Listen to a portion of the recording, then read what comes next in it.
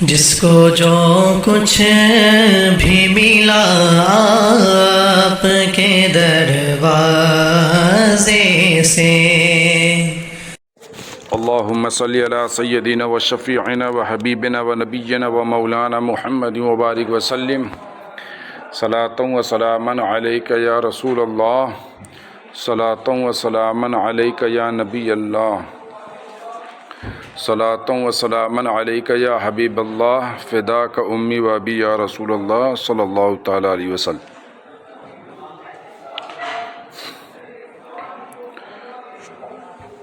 والمزاربت والعاریت والودیعت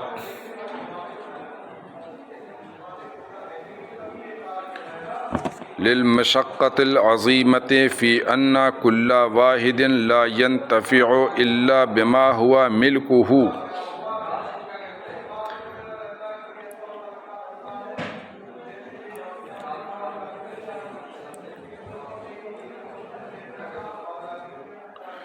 ولا يستوفي إلا ممن عليه حقه ولا يأخذه إلا بكماله ولا يتعاطي أموره إلا بنفسه فسهل الأمر بإباحة الانتفاع بملك الغير بطريق الإجارة والإعارة والقرض وبالاستعانة بالغير وكالة وإيداعا وشركة ومزاربة ومساقاة وبالاستيفاء من غير المديون حوالة وبالتوثيق على الدين برهن یا برهان وكفيل ولو بالنفس بإسقاط بعض الدين صلحا أو كله إبراء ولحاجة ابتداء يمينه جوزنا الصلح عن إنكار ولفقد ما شرعت الإجارة له لو جعلت المنافع أجرة عند اتحاد الجنس قلنا لا يجوز وقلنا الإجارة على منفعة غير مقصودة من العين لا تجوز للاستغناء عنها بالعارية كما علم في إجارة البزازية.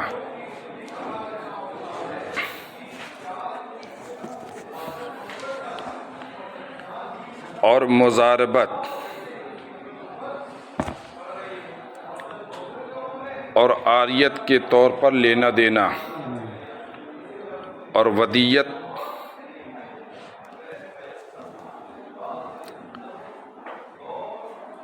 مزاربت کس کو کہتے ہیں؟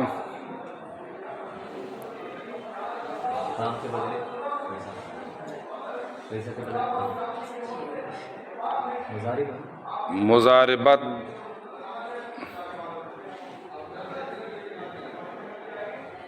ایک جانب سے مال ہوتا ہے اور دوسری جانب سے عمل ہوتا ہے، یعنی ایسا عقد جس عقد میں ایک شخص پیسہ لگائے اور دوسرا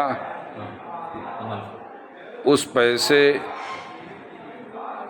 کو لے کر کاروبار کرے، ہے نا؟ تو اس کو بھی ضرورت کے پیش نظر جائز قرار دیا گیا ہے. کیوں؟ اس لیے کہ بسا اوقات ایک انسان کے پاس پیسے تو ہوتے ہیں مگر کاروبار کے اصول اور ضوابط سے ناواقف ہوتا ہے، اور بسا اوقات کسی کے پاس تجارت کے اصول و ضوابط سے واقفیت بہت ہوتی ہے مگر پیسہ نہیں ہوتا ہے. اس ضرورت کے پیش نظر مزاربت کو بھی جائز قرار دیا گیا ہے. قرآن پاک میں یضربون فی الارض یبتغون من فضل اللہ میں اسی مزاربت کی جانب اشارہ ہے. خود رسول اللہ صلی اللہ تعالیٰ علیہ وسلم نے مزاربت کیا ہے کہ حضرت خدیجہ رضی اللہ تعالیٰ عنہا کا مال لے کر شام گئے تھے، ہے نا؟ مال سیدہ خدیجہ کا تھا اور عمل رسول اللہ صلی اللہ تعالیٰ علیہ وسلم کی جانب سے تھا۔ تو بہرحال حدیث سے اور قرآن سے اور ضرورت کی بھی پیش نظر یہ مسئلہ مشروع ہے، اور عاریت کے طور پر لینا دینا بھی مشروع قرار دیا گیا ہے کہ بسا اوقات انسان کو کسی چیز کی حاجت ہوتی ہے اور وہ اسے خریدنا نہیں چاہتا یا اس کے پاس پیسے نہیں ہیں، تو کچھ وقت کے لیے وہ اسے حاصل کر لیتا ہے اور اپنی ضرورت پوری کر کے پھر واپس کر دیتا ہے۔ کرایہ نہیں، عاریت۔ اجارہ الگ ہے، عاریت الگ ہے۔ اجارہ کرایہ، یہ عاریت کے طور پر ہے۔ جیسے بغل سے قلم لے کر جو ہے تھوڑا قلم دو، تو یہ عاریت، بغیر کسی منافع کے۔ کون سا نفع دیا آپ نے؟ کون سا نفع دیا ہے؟ آپ نے کتاب لائبریری سے نکالی ہے نا؟ عاریت کے طور پر ہے، کس طور پر ہے؟ تعریف جو آپ کی ہیں اس کے روز سے اگر دیکھا جائے تو یہ عاریت کے طور پر ہے۔ کون کتاب ہے نا؟ جی۔ تو وقت کچھ وقت کے لیے لیا ہے، پھر اس وقت کے بعد اسے واپس کر دینا ہے، تو اس کو جو جائز قرار دیا گیا ہے تو یہ غیر کے ملک سے فائدہ اٹھانا ہوا نا، تو غیر کے ملک سے فائدہ اٹھانا جائز نہیں ہے؟ جائز ہے نہیں، جب وہ دے رہا ہے تو ٹھیک ہے۔ تو اسی لیے تو کہتے ہیں عاریت کو اسی لیے جائز قرار دیا گیا ہے۔ والودیعت، اور ودیعت کو بھی، کیونکہ اس میں بڑی مشقت ہے، بڑی مشقت کی وجہ سے اس کو جائز قرار دیا گیا۔ کیوں؟ ان کل واحد لا ينتفع الا بما هو ملکہ، کہ ہر کوئی نفع نہیں اٹھاتا ہے مگر اس سے جو اس کا ملک ہے نا، اور نہ ہی حق وصول کرتا ہے مگر اس سے جس کے اوپر اس کا حق ہے۔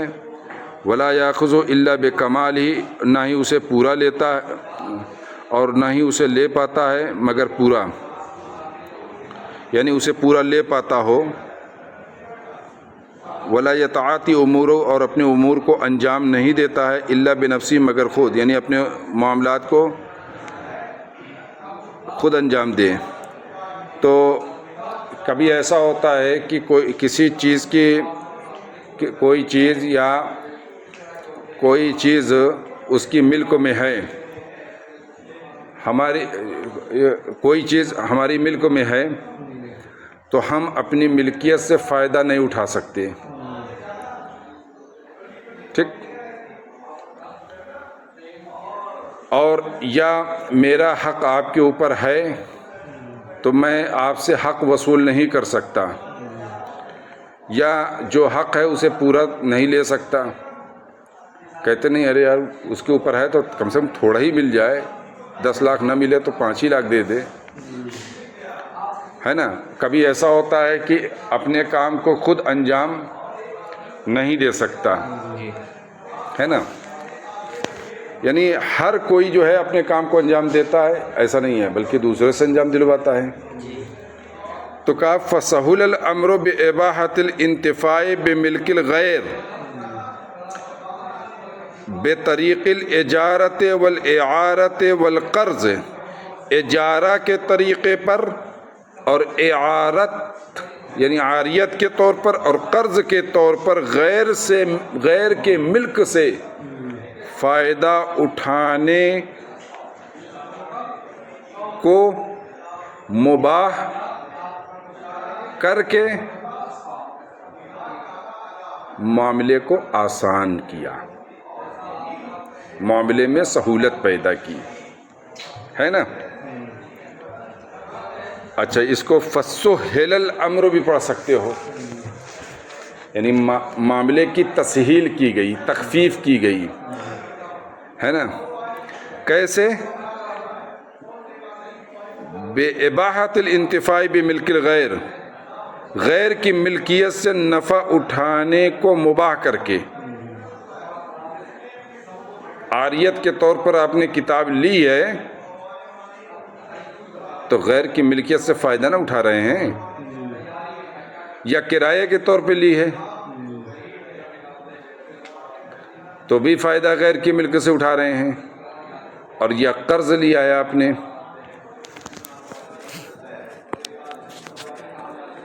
کیا کیا ہے؟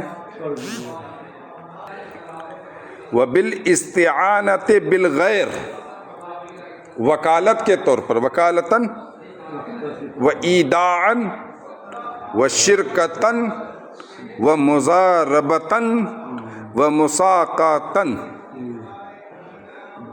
ان تمام صورتوں میں غیر سے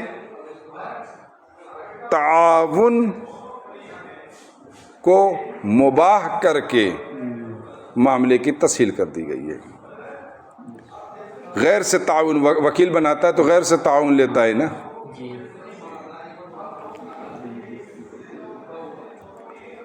اسی طرح ایدان اور شرکتاً اور مزاربتاً اور مساقاتاً میں ان سب کی گفتگو پہلے ہو چکی ہے. وَبِالْإِسْتِيفَاءِ مِنْ غَيْرِ الْمَدْيُونِ حَوَالَةً، غیر مدیون سے وصولیابی کو مباح کر کے معاملے کو تسہیل کر دی گئی ہے حوالے کے طور پر، کیونکہ محیل نے اپنا دین محال علیہ کی طرح منتقل کر دیا. تو مدیون تو محیل تھا نا، محال علیہ تو نہیں تھا، محال علیہ نہیں تھا، تو غیر مدیون کون ہوا؟ محال علیہ. تو من غیر المدیون اے من غیر من المحال علیہ، من المحال علیہ، محال علیہ سے وصولیابی کو مباح کر کے معاملے کی تسہیل کر دی گئی. سمجھ رہے ہیں نا؟ فَسُحِلَ الْأَمْرُ سب پہ فَسُحِلَ الْأَمْرُ بِإِبَاحَتِهِ، فَسُحِلَ الْأَمْرُ بِإِبَاحَتِهِ، وہیں سے سب اس کا متعلق ہے. وَبِالتَّوْثِيقِ عَلَى الدَّيْنِ بِرِهْنٍ، آپ میں رہن ہے کہ ریحان ہے؟ بِرِهْنٍ وَكَفِيلٍ، رہن و کفیل کے ذریعے، رہن و کفیل سے دین کی پختگی کو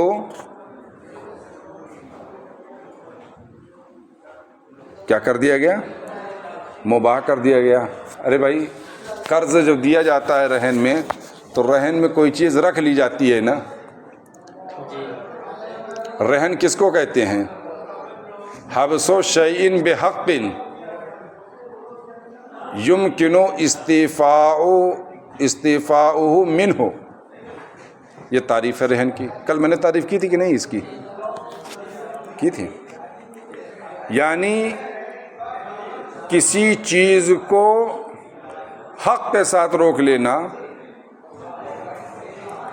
جس چیز کے ذریعے وہ اپنا حق وصول کر سکے، ہے نا، یہی رہن ہے. تو اور کفیل میں کیا ہوتا ہے؟ کفالت میں ہم نے بتایا تھا نا کہ شرکت کے قریب قریب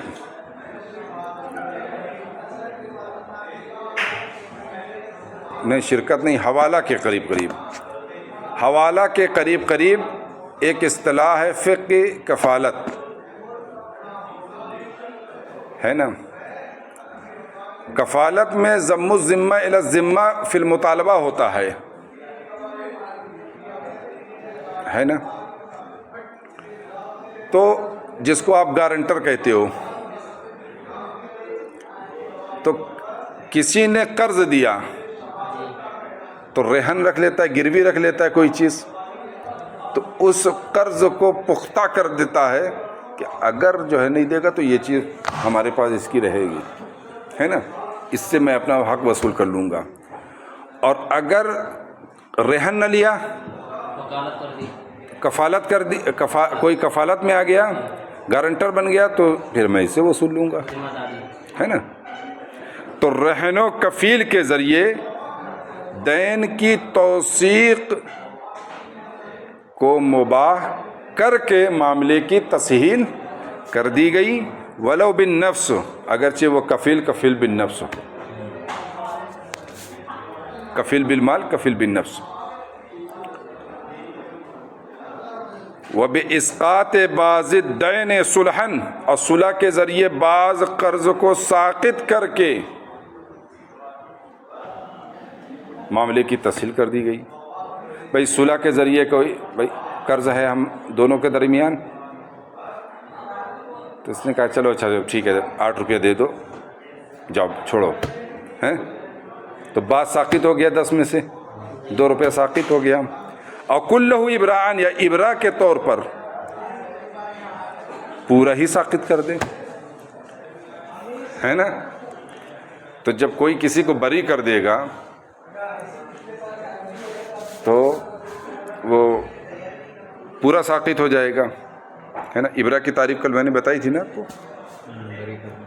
जी। बरी करना तो लघु माना, इस्तिलाही माना बताया ना, शरई माना। अच्छा एक बात और है कि बरी करना जो ज़िम्मे में साबित हो उसके,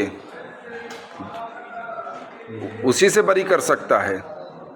मिसाल के तौर पर हक़ शफ़ा, ये एक ऐसा हक़ है जो ज़िम्मे में साबित नहीं होता, तो यहाँ इब्रा नहीं हो सकता, है ना। अच्छा ये हो गया। वले हाजती इफ्तिदाए यमीनी ही जवज़न सुलह अन इनकारिन, और अपने यमीन के फ़िदिये की ज़रूरत के पेश नज़र हमने सुलह अन इनकार को जायज़ करार दिया है। ये सुलह अन इनकार क्या चीज़ है? सुलह अन इनकार ये है कोई शख्स किसी शख्स के ऊपर कुछ दावा करे, क्या करे? दावा करे, और वो इनकार करे, मुद्दा अलैह इनकार करे और मुद्दई दावा करे, मुद्दई अलैह उससे कसम का यह मुतालबा करे मुद्दा अलैह से, मुद्दा अलैह कसम खाने से बचने के लिए कुछ फिदिये के तौर पर उसको दे दे कि भैया कसम सब न खिलाओ, लो कुछ पैसा ले लो, है ना। तो इस फिदिये को जो कसम से बचने के लिए है, ज़रूरत के पेश नज़र जायज़ करार दिया गया है। क्यों? कौन सी ज़रूरत है यहाँ पर? वो ज़रूरत ये है कि अल्लाह की कसम ये बड़ी अहम चीज़ है, बहुत अहमियत की हामिल है। जिसको दीन की समझ होगी और रब्बे कायनात की ज़ात की अज़मत का एहसास होगा, वो कसम खाने से कतराएगा। यही वजह इमाम शाफ़ी रहमहुल्लाह ताला फरमाते हैं, मा हलफ तो सादिकन वला काज़िबा, मैंने कभी भी कसम नहीं खाई, ना सच्ची और ना झूठी, है ना। यानी जो साहिब तक़वा होते हैं वो सच्ची कसम खाने से भी जो है कतराते हैं। तो ऐसे, और हज़रत उस्मान गनी रज़ियल्लाहु ताला अन्हु ने इस तरह के बहुत से मामलात में आपने कसम के एवज़ में फ़िदिया देकर जो है कसम से अपने आप को बचा लिया है। तो यहाँ पर ये मसला है, वले हाजती इफ्तिदाई यमीनी, अपने कसम के फ़िदिये की हाजत, फ़िदिया देने की हाजत के पेश नज़र हमने सुलह अन इनकार को जायज़ करा दिया। मुद्दा अलैह इनकार कर रहा है, फिर मुद्दा अलैह ने जो है कुछ पैसा दिया सुलह के तौर पर कि यार कसम मत खिलाओ, बख्श दो मुझको कसम से, वो राज़ी हो गया हाँ लेकर। लेकिन एक बात है, जिसने दावा किया है ना, अगर वो हक़ बजानिब है तब तो ये पैसा जो दे रहा है सुलह के तौर पर कसम से बचने के लिए, ये जायज़ है उसके लिए, اگر وہ حق بجانب نہیں ہے دعوے میں تب تو حرام ہے. وَلِفَقْدِ مَا شُرِعَتِ الْإِجَارَةُ لَهُ، اور اس چیز کے فوت ہونے کی وجہ سے، وَلِفَقْدِ، اس چیز کے فوت ہونے کی وجہ سے جس کی بنیاد پر اجارہ جائز قرار دیا گیا ہے، مشروع کیا گیا ہے. لو جعلت المنافع اجرتاً، اگر منافع کو اجرت بنایا جائے عند اتحاد الجنس، جنس کے متحد ہونے کے وقت. مثال کے طور پر کسی کے پاس مکان ہے، وہ اپنے مکان کے بدلے میں دوسرے کے مکان کا کرایہ پہ لے رہا ہے، تو کون سی منفعت حاصل کرنا چاہتے ہو؟ اب آپ کرایہ پہ لے رہے ہو جو مکان، کس کے بدلے میں لے رہے ہو؟ مکان کے عوض میں. تو کون سی منفعت حاصل کرنا چاہتے ہو؟ ہے نا؟ کوئی نہیں. جو مقصود ہے عین سے، مکان سے کیا مقصود ہوتا ہے کہ بارش کے دنوں میں بارش سے، ٹھنڈ کے دنوں میں ٹھنڈ سے، اور گرمی کے دنوں میں گرمی سے محفوظ رہ سکے، اور انسان کی جو ہے گھر والوں کی عزت داری رہے، پردہ داری رہے، ہے نا.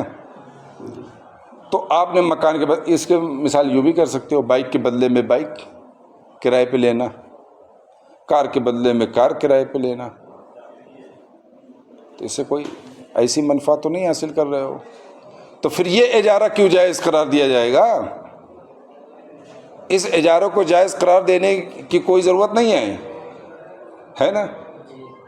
تو یہاں پر جو ہے جنس متحد ہے، کار کے بدلے کار، بائک کے بدلے بائک، مکان کے بدلے مکان، موبائل کے بدلے موبائل، گھڑی کے بدلے گھڑی، جنس متحد ہے. جنس متحد ہونے کے وقت اب منافع کو اجرت قرار دیا جائے اگر، اور اجارہ اسے قرار دیا جائے، تو اس اجارے سے کیا فائدہ؟ کون سا نفع آپ کو پہنچے گا؟ کوئی نفع نہیں پہنچے گا. جو نفع وہاں حاصل ہو رہا وہ آپ کو تو اپنے مکان سے بھی حاصل ہو رہا تھا، جو اس بائک سے حاصل ہو رہا تھا وہ اسی بائک سے حاصل ہو رہا ہے.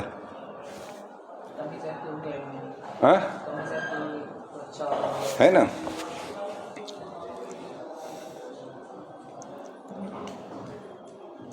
تو کہتے والے فقد، اس چیز کے فوت ہونے کی وجہ سے جس کی بنیاد پر اجارہ مشروع کیا گیا ہے، یعنی ضرورت کے پیش نظر اجارہ مشروع ہوا ہے نا.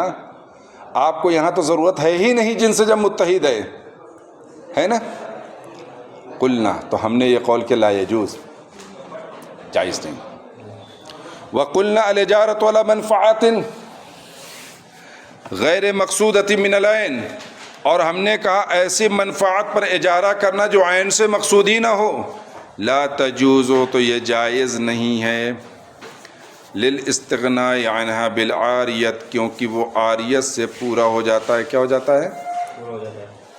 عاریت سے پورا ہو جاتا ہے. مثال کے طور پر